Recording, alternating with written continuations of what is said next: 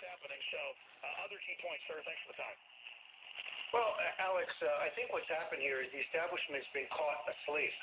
In other words, I think they underestimated the rage in the country over 30 years of failed policies. And the American people have woken up to the fact that whether it is Bush or Clinton or Bush or Obama, everything remains the same. The country is in decline. The fiscal policies of both parties have left us broke. The immigration policies of both parties have left our streets unsafe, our neighborhoods unsafe.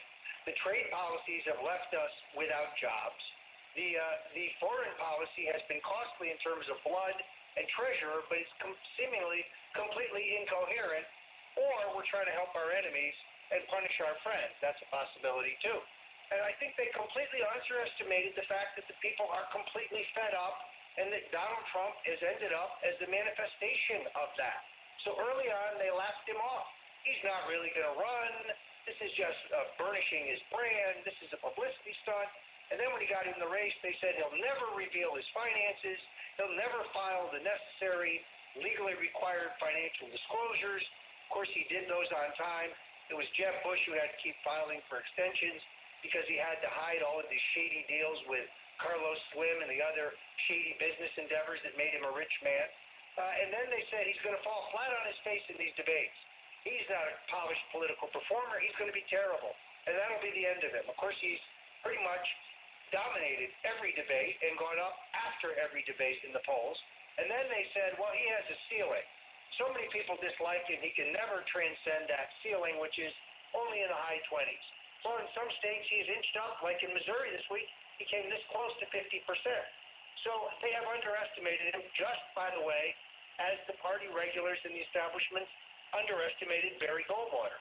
Now that we're in the final innings and he's this close to winning the nomination, what we have is hysteria. He's a Nazi. He's a bigot. He's a hater. He's fomenting violence. He's mentally unbalanced. He will push the nuclear button. It's all the same things they said falsely about Barry Goldwater, and they're lies now. But there are those in the Republican Party who don't care whether these would ultimately hurt the party's general election nominee. Because certain Republicans, almost all of whom wear a second hat as a lobbyist, they would rather have Hillary and Bill Clinton back in there, having a Republican Senate and a Republican House, because it's easy to play, let's make a deal with the Clintons. They're crony capitalists. Sure. Let me bring up this wild card, and then we're going to let you go. This is from CNN. Conservative leaders gather to plot against Donald Trump. Another meeting, this time to run a third-party candidate that's more conservative, obviously not to win, but to undercut, because they don't want to take votes from Hillary. I mean, they're openly plotting to give it to Hillary. I mean, these people are true scallywags in every sense. They have no honor, but they're so insulated in their own lawyer bubbles, like you said, caught asleep at the switch, that they still think they can steal this. And that brings me to my next question after this, a two-parter. The push for civil unrest by the left, Black Lives Matters, all that being activated, Trump saying civil unrest coming if they steal the election from him. Comment on those 2 points, sir.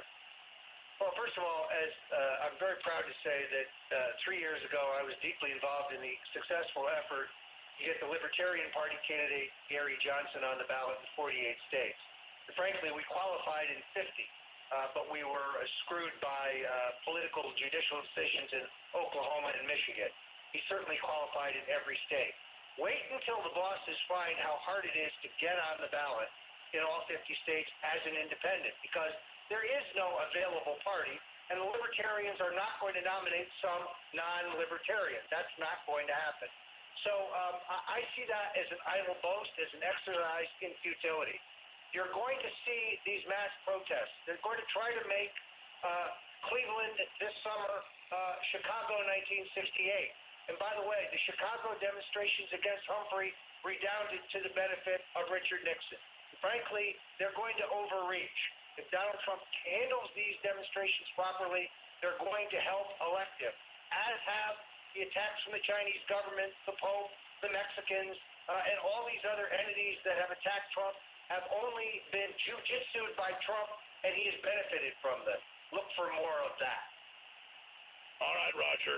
Thank you so much for the time, and thank you for sending us the